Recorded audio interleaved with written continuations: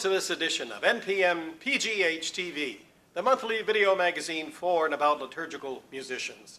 I am your host, David Dreyer, and we're happy that you could join us this month. There are many different kinds of organs that can be found in our churches and cathedrals around this country.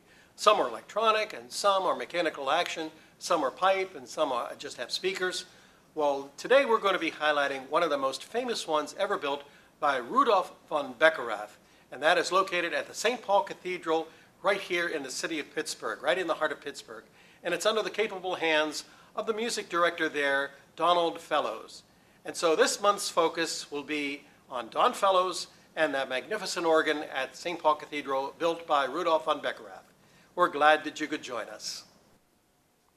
So Don, I'm curious, how did you end up becoming the cathedral organist here at St. Paul Cathedral? It's not like one day you just woke up and said, you know what, I think I want to be a cathedral organist and I'd like to play in Pittsburgh. What was the journey like, and where do you come from, and how did you end up getting here? I'm from Long Island, New York, and I grew up there and went to Catholic school. And my dad was a choir singer. My mom was a volunteer organist, although she never had any training on the organ. She was a pianist. And one day the priest said, "Play the Mass," and she just played the Mass. And so then we kind of figured it out as we went along. But I had always been around it, although I did not start piano lessons until 7th grade. Oh, okay. Or 6th grade, I guess. I took piano and was really more of a interested in more of the pop style. It wasn't as though I started out wanting to play Czerny scales, and perhaps I should have, because we all should have. Most of us don't. Fair enough. But I think because I sang in the choir, I knew a lot of the church songs, and so I could play those things, but really never formally studied the organ. It really wasn't until one of my teachers was in a car accident, and they desperately needed people to sub and cover multiple masses over several weekends, that I was told to play the Mass, which I did. So that was my foray into organ playing, and it certainly was not a great start, because although I could play the church songs, I didn't know anything about preludes or postludes or organ rep or anything like that. So I asked the priest, I said, "Father, what do I do with the preparation of gifts?" And he was just interested in getting it solved. And he said, "Oh, just play whatever you're practicing in piano lessons." Well, it happened to be that Sunday came around, and I began the preparation of gifts, and I could hear a gasp in the congregation because I was playing the theme from The Godfather. Oh, no! So, it's from humble beginnings that one ends up in a place like this. However, I went off to college and studied the organ degree at State University of New York at Fredonia, which is in western New York, about halfway between Buffalo and Erie. Graduated there. Within a couple of years, I started working right away in a parish, and then was hired at the Cathedral in Buffalo in 1982. So I became music director there and lasted for 9 years. Moved on to Chicago, where I had the opportunity to be the associate to Richard Prue at Holy Name Cathedral for several years. It was just towards the end of his time there when he was thinking to retire, so I knew it wouldn't be a lengthy stay, and so I was there for about 2, and then I took a major turn and moved to Ogdensburg, New York, which is the northernmost diocese of New York State, largest geographically, smallest in Catholic population. Cold winters, too. Quite. Yeah, I had no idea. Oh, jeez. Until about December, maybe Christmas Eve, when it got cold and stayed cold, didn't go above 0 for months.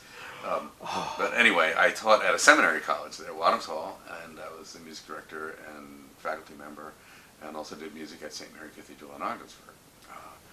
And, in a small situation like that, the reading, you try to read the writing on the wall about the future of that institution, and so I began looking around and realized that a position was available here in Pittsburgh for an associate director of music to Father Jim Chaponis, who would be the music director here at St. Paul Cathedral. And I sent in my application because I enjoyed my time in Chicago as Richard's associate, and that was sort of I think an important component to to Father Jim and other people here in Pittsburgh to look for someone who had a sort of a collaborative spirit. Sure. And where 2 or 3 musicians gather, they do not necessarily get along. So in my case, no. I see you understand.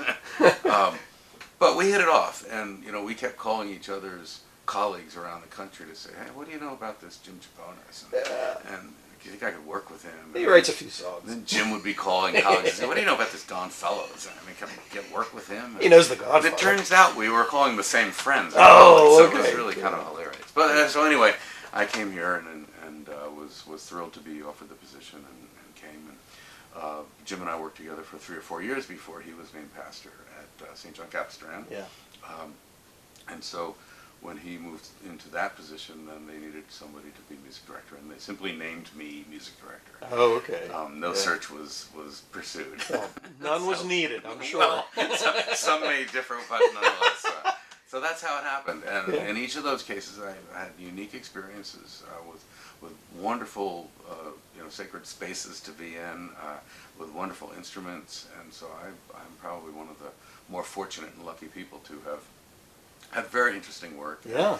And basically, up till now, at least, I've really never been fired from any of those jobs. So Fortunately, yeah. Right? I mean, there's a first, always. But so that's how I've arrived in Pittsburgh, and now I'm here. This will be my 20th year in September.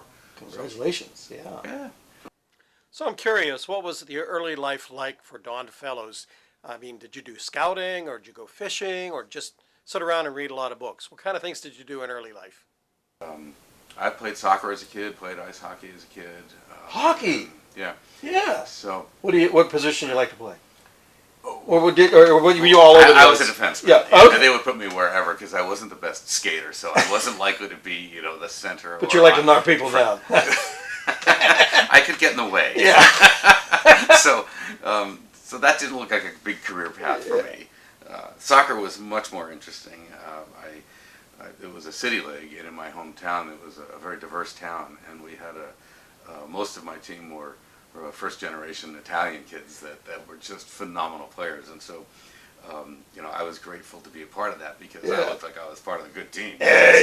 But we would pretty much take every title that was available, and I remember one year we ended up playing the big final game in Yankee Stadium, which was the old Yankee Stadium. Yeah. So that was great fun to do all that, and probably a little safer on one's bones and body than football. I know you have a very busy schedule, and I can't imagine you get any time off. But when you do, what kind of things do you like to do? Love the beach, love gardening, love doing house renovation. Oh, okay. Yeah, when you're a Do you homeowner, do it in the tools themselves and all that? Or okay. Yeah, when you're a homeowner and you're cheap, As we all are. You tend to learn certain things, about plumbing or electrical work, that type of thing. So I don't mind doing that sort of thing. And in fact, it's kind of fun until you burn the house down.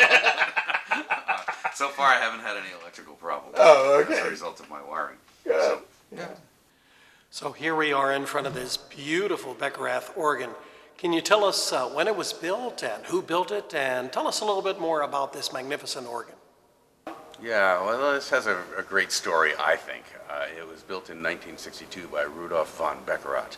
He built organs from Hamburg, Germany, and he spent a lot of his youth studying historic organs throughout Europe, both French and Spanish organs, as well as German instruments.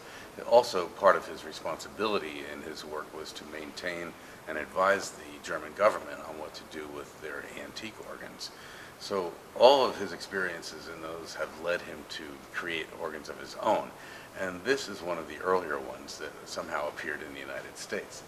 To me, knowing that in 1962 I would have been 5 years old, but in 1962, traveling to Europe was not so easy as it is today, and certainly, because of technology and the internet, we can pretty much travel to Europe without even leaving our living rooms. And so, I think the impact that this organ made when it was installed here was mind-opening and eye-opening to many American organ builders and organists. So was it manufactured totally in Germany and then brought here? Built entirely in Germany and brought over in shipping containers to the United States, and then shipped here to Fifth Avenue in Oakland, where most of the pipes and mechanisms and chests and all the components were laid out, spread throughout the nave of the cathedral on the tops of the pews so that they would be ready for installation. This cathedral, which is the third cathedral of Pittsburgh, had an organ when it was originally built here in 1906. They relocated the Kimball organ from the second cathedral and reinstalled it in this building. That's always a bit tricky because organs are intimately linked with the spaces in which they are created. And so taking an organ out of one building and putting it in another can be successful, or it may not. In any case, the Kimball original organ here lasted for a number of years before it just began to require so much maintenance that it was time to make a change. So Paul Koch, who was the music director here for many years, had a friendship with Bob Naron, who was also a friend of Rudolph von Beckerath. And so Bob Naron, who was a famous organist, recording artist, concertizing musician, and convinced, I think, Paul to then go and get one of these instruments. So when this was finally installed, all its 5,000 plus pipes, its many moving mechanisms, and in fact the floor that we stand on has parts of the organ underneath it because of its mechanical action, which means you have a direct mechanical link by a stick or a lever that, when you press the key, it actually opens a valve under a pipe. And so What kind of an organ is that called? It's not an electronic keyboard. What is that called? Right, commonly called tracker action. Tracker is the long wooden stick that connects you from the key to the pipe. Others will use a more generic term, maybe mechanical action. So they're synonymous, I believe. And so much of that mechanism, or those trackers that you need to connect, will go, from the keyboard down to below the floor, will come out underneath us, and will then connect to the pipes that are in these chambers that are on the front of the So gallery. is there an advantage to having a tracker versus electronic action on the keyboard? I believe so. I think you might find Just a matter of taste. I believe so, yeah. I mean, in the 60s, people used to be known as tracker backers if they happened to be, friends of mechanical action organs. And really, that's the only way that they could have been built, centuries ago, because they didn't have electricity to, connect. Nowadays, though, with the advent of great technology, you can simply put a magnet there at the base of the key, which can fire a pipe, which could be at the other end of the building. And so in many ways, it gives you a much greater flexibility with the layout of the instrument, when you're using electric action, or electronic action, whatever term we want to use. But in this case, because it's mechanical, you have to be somewhat close to the pipes, because the mechanisms that connect you from key to pipe, the longer they get, the farther away, then it is the harder to play, because you have an extreme amount of weight that you have to move by a single finger motion. So hence the organ is built surrounding you like this organ is. I mean, if you were to step back and see this organ case, you would realize that it's somewhat architectural in that you've got 4 different levels of pipes, and one set of pipes with each keyboard. And the grate, which is the largest, most massive part of the organ, is the most high. It is the highest and the centrally located, so that it speaks down the nave of the cathedral without any interference or any reflection. That's generally the best way. If you were, say, a violinist and we're standing up here, it sounds like you're playing, that you're in the same room as the faithful who are downstairs. And same with the organ. It just, rather than traveling out through chambers and closed doors and around corners, having a freestanding instrument in a gallery like this allows its sound to travel unimpeded. So when you learned how to play the tracker, I'm sure there was kind of a learning curve because that action is different. Or is it? I mean, does it take time to learn how to play a tracker versus electronic action? I think in essence, it's the same. However, any musician friend that you'll find that plays a piano will talk about the piano action. The fact that some pianos might have a lighter or a heavier action than another. It's true with the organ as well. Some of the organ builders, when they build mechanical action, might develop a really sensitive approach to the machinery that's involved, and so that when you play the key, you can get a sense that you might control the speed of the speech of the pipe, as well as the release of the pipe, which is different from a magnet. Yeah. And so, if you're a sensitive player and you have a sensitive tracker action, then you begin to hear the difference. in some mechanical action organs, though, they're not quite so sensitive, and so it takes, you have to eat your Wheaties in some cases because you really need to put a lot of force into getting the key down. Yeah.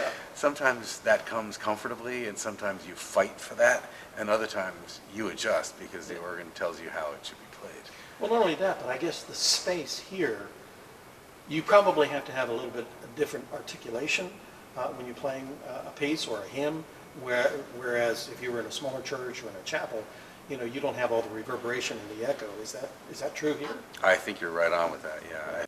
So I know that you're a very good singer as well. Have you ever had a chance to exchange positions with the cantor and actually sing down front of this magnificent cathedral and get an appreciation for what someone sitting on this bench has to go through? Yes, I think when you're cantering at the other end of the building, it gives you a real revelatory sort of experience, because up here it sounds like the organ can be roaring and loud and big and detached and sort of ugly in a way, because you're trying to play with clarity so that when you're in the front of the building, the organ is still clear and you can hear things. So when you're at the other end of the building, it's surprising how distant the organ feels to me. So, however, you can't overwhelm the cantor if you're singing solo verses, let's say on a psalm. It may feel right back here at the organ to, add more stops, but on the other hand, it simply drowns out the cantor. So for us to play for the cantor, or for solo verses, for instance, we just have to sort of keep going and hope that the cantor understands that, this is a good tempo, this is where we're at, and somewhere together, somewhere in the building, it's going to fit together. Yeah. But yeah, it's interesting how distant the organ seems when you're at the other end of the cathedral. Yeah. We know this organ was built in the early to mid-60s, and I was wondering, that's right around the time that Vatican II was going on. And did this organ and the construction of this organ have any influence on any of the refurbishing that was going on in Pittsburgh, or the building of any new organs? What kind of influence did it have? Well, it's interesting there. In 1962, it seems, I've noticed that there are a lot of churches in Pittsburgh that have organs that were built around that time. This particular instrument, I think through the influence of Paul Koch and Robert Nairn, found something rather unique in the organ building skills of Rudolf von Beckerath, who was largely unknown in the United States. He built an instrument at a Lutheran church in Cleveland that was several years prior to this. And that was enough convincing, apparently, of the local authorities to go ahead and sign a contract with this company to build for here. And so when they were able to complete the instrument and have it all finished, I think an awful lot of organ builders and organists came to see this instrument, because it was the sort of thing that if you were to travel around Europe, you would see historic organs at every block, basically.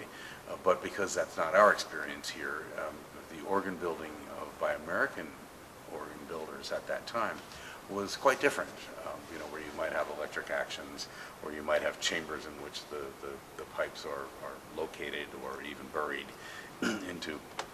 This follows a format of an organ building time when some would say, the best time of organ building. There was a movement called the Orgelbewegung, where they were trying to harken back to an earlier time, maybe the time of Bach, instruments that had qualities that would reflect that. And so for us in America, this return to an historic style of organ building was largely unknown, because we didn't have older instruments here in the United States. So as a result, I think the many types that came to see this organ, to play, to climb through it, to take measurements, to see what did this guy do, it gave them a glimpse of the European style of organ building, particularly North German and then the various French and Spanish influences. So when people, organ builders or organists, would then go to Europe, they would see instruments that could reflect the qualities that this instrument has. As a result, I think an awful lot of American churches and quite a few Roman Catholic cathedrals now have built large mechanical action instruments in their churches. So those that study this type of thing find it easy to trace the lineage of a lot of these current American organs back to this particular installation right here in Pittsburgh. So we think it's a really rather influential organ, and it certainly works well, and it's easy to maintain. We have the great services of Dave Richards, who is a local organ curator that can take care of aspects of this that are when it needs maintenance and adjustment. But compared to many, it works very well. We know that a lot of organs have a particular sound, and there's a sound spectrum, say like a French sound or an English sound or a German sound. Does this particular organ have a typical Germanic sound, or did Beckerath try to incorporate all the different kind of sound spectrums of the various European organs into this organ as well? Well, fortunately, there are smarter people than I that have studied this, and they've been able to point out to me how basically this organ is eclectic in many ways. Of course it's German because he was German, and the nomenclature on the stop knobs are very German. When you see Holz gedeckt, you know you're playing something German. However, the actual tone qualities of these things make it sort of a chameleon in a way, because the organ handles French music quite well, French Romantic music, early French music, as well as Germanic music. And so, yeah, I think he was not at all opposed to allowing into his understanding of historicity. He could allow a sort of modernist approach to take the best of different experiences, different histories. So all of that is contained here. Wow. A massive organ. How many ranks would this be? It is 96 ranks and 67 stops. So some of the stops that you see comprise multiple pipes at the same time. And so, although you're pulling out one knob, you may be pulling out a knob that controls 5 ranks of pipes. And so,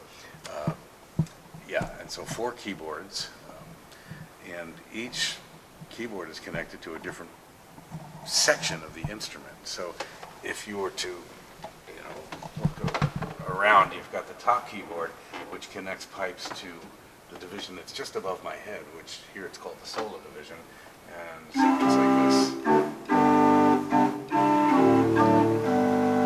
So the pipes that are located in this section connected to this keyboard are all behind this little row of pipes here. So it's a very small area. If you were to go to this keyboard, this is the swell division, which is basically the second floor of the organ. when you look up above, it's not this section, but it's the one up there. And so all of the knobs that are in here will play on this keyboard up above. The grate is the largest division, sort of the backbone of the organ, and this is the highest, most centrally located portion of the organ. And so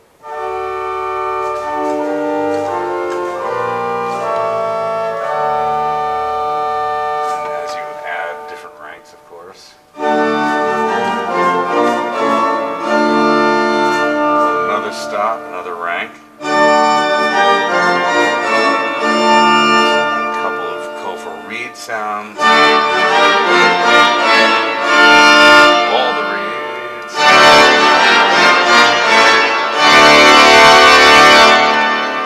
That's just one division, and so you're able to combine the sounds from each of the divisions by using couplers or creating other sounds where you might have sort of a string accompaniment here and a reed elsewhere behind us.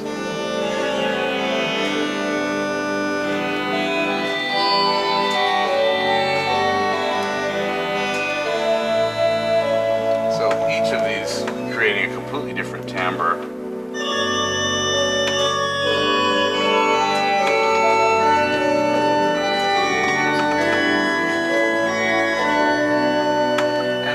Buttons that assist you to make changes if you don't have time to reach.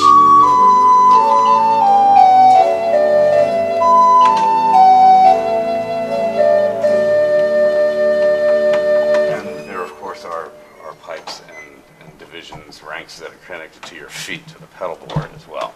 All of these buttons here allow you to have presets of different combinations of stop knobs so that you can make quick changes in the middle of the music without having to reset everything by hand.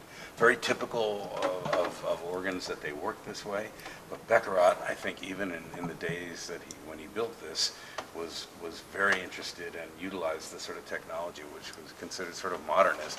At the same time, he had the ability to harken back to that which was historic. Yeah. Well, Don, thanks so much for sharing all that information about the Beckerath organ. And I'm sure a lot of our viewers would love to be able to hear just how magnificent this sounds. And so I invite you now to listen to this Prelude and Fugue in G Major of Bach, BWV 550, performed by Don Fellows.